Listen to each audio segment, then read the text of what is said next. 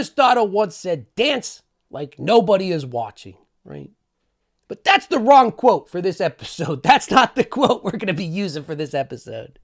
That's the quote we're using for an episode next week, right? Where I teach everyone how to be a stripper. It's the job I did before this.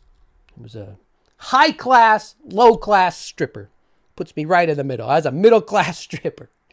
And I'll teach you how to do it so you can buy those $9 eggs. A little tip, a little preview for next week's episode on how to be a stripper. Here, I'll give you one for free without even having to watch next week. Show a boob. Aristotle argued in his work Politics. That takes me back. That takes me back to my undergrad when I was dancing like nobody was watching. He argued that a strong middle class helps stabilize a society because it prevents the extremes of wealth and poverty from clashing too violently. Makes sense, right? It made sense in 400 BC. It makes sense today. We are at an impasse. And this thing right here, right?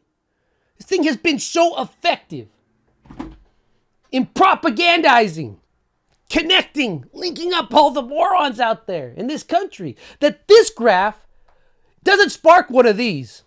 We're not going to get a Marie Antoinette under any other time in history and under any other circumstance. You know, that's what this would spark.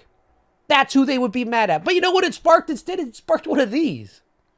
That's how powerful the propaganda is, how powerful the memes are, right?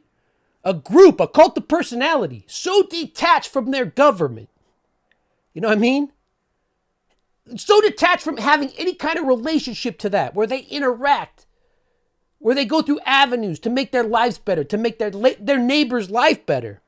They actually wanted to overturn the government 4 years ago, to give it to the oligarchs. They have the self-awareness of chickens being led to a slaughter. And you know what those chickens are crying about? Why they're being led to a slaughter? They're crying about their eggs.